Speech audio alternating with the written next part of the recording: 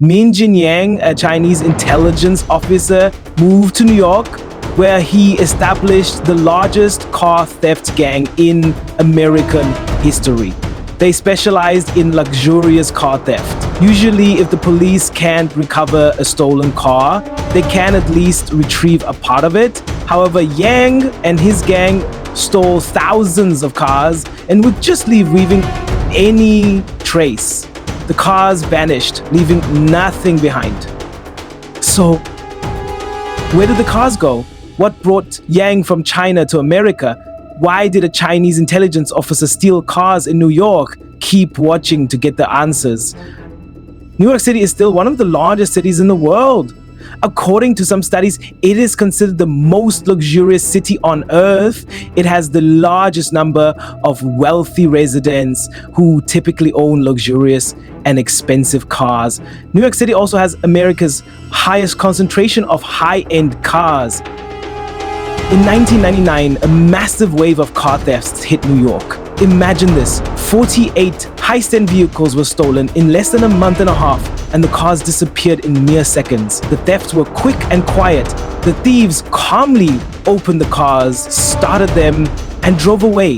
The gang didn't focus on a specific area. They stole cars from malls, parking lots, and virtually everywhere. Strangely, none of the stolen cars ever resurfaced. Usually, stolen cars are recovered without their expensive parts because thieves strip and resell them. However, the cars Yang's gang stole simply disappeared, leaving the police with no clues. What were the thieves doing with the cars after they were stolen? Where did they take them? These questions baffled the police, who began to suspect the cars were being exported. The logical place for exporting such a large number of cars was Brooklyn's port in New York. The New York police, especially the car theft investigation department, launched an investigation at Brooklyn's port but found no suspicious activity. At that moment, they realized they were dealing with a highly organized entity, possibly connected to the world of organized crime. The surprise was that the mastermind behind the operation wasn't American or this mastermind was Min Jinyang, a Chinese national and a former intelligence officer in the Chinese army. He was solely responsible for stealing thousands of luxury cars from New York, earning up to $40 million, dude, equivalent to $75 million today. Yeah. How did he do it? To understand, we first need to know who Min Jinyang was.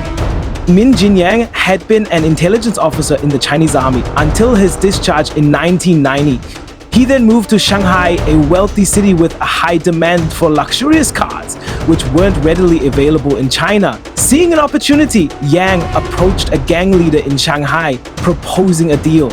Yang claimed his intelligence training gave him expertise in smuggling and evading security forces. The gang leader agreed, as the deal was lucrative. Cars worth $100,000 abroad could sell for $200,000 in China.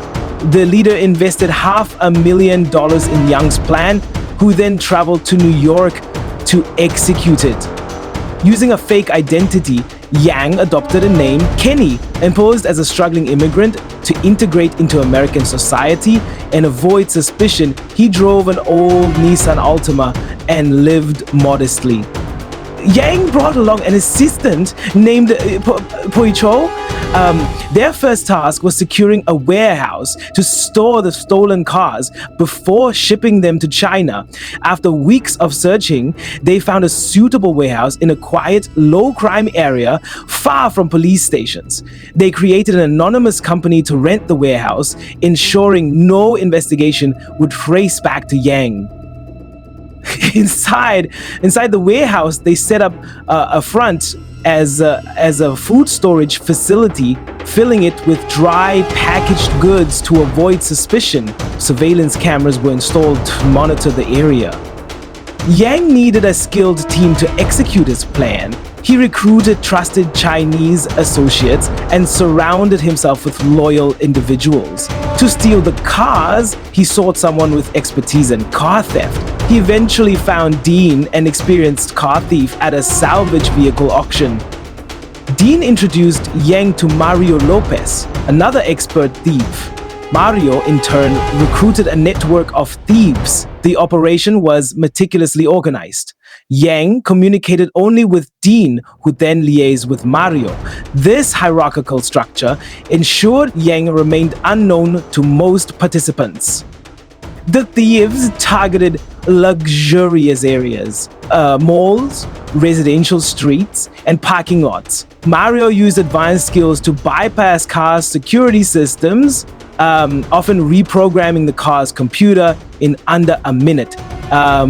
Once a car was stolen, it was parked in a crowded area with other luxurious vehicles to avoid attracting attention.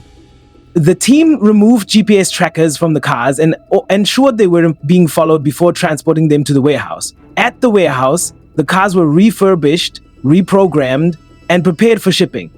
Containers labeled as food were loaded with cars and transported to ports, often far from New York, like California, for added security. The stolen cars were shipped to China using a sophisticated system involving ship-to-ship transfers, further obscuring the trail.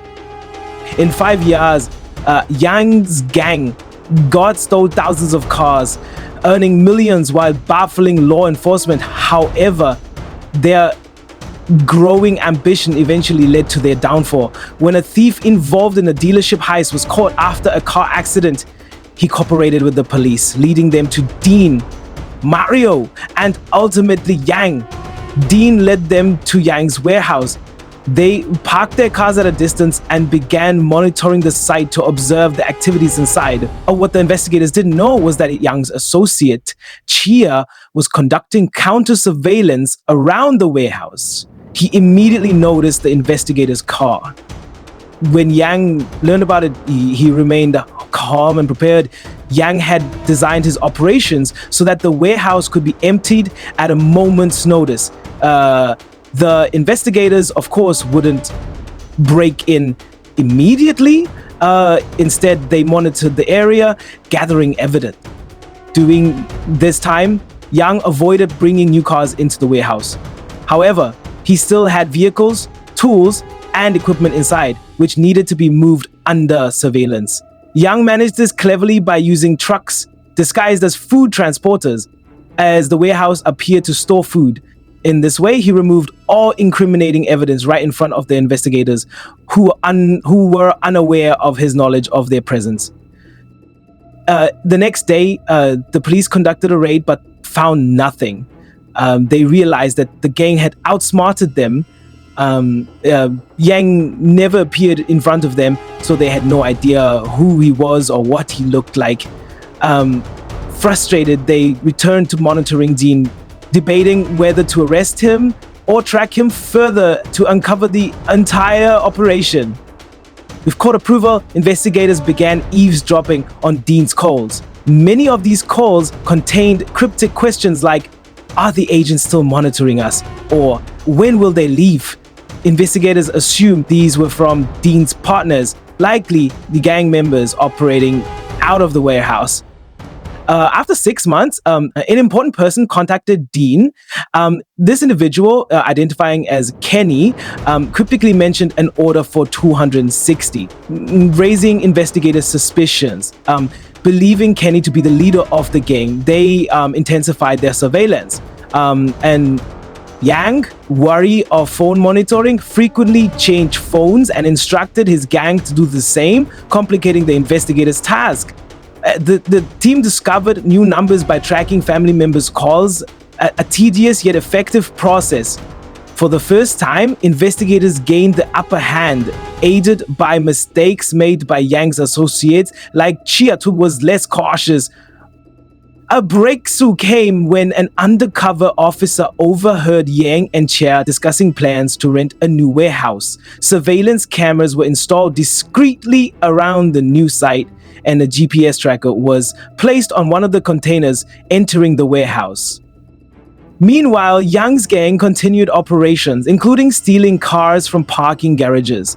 They bribed a guard to allow thefts, later staging his abduction to avoid suspicion. However, in their haste, the gang overlooked a GPS tracker on one of the stolen cars.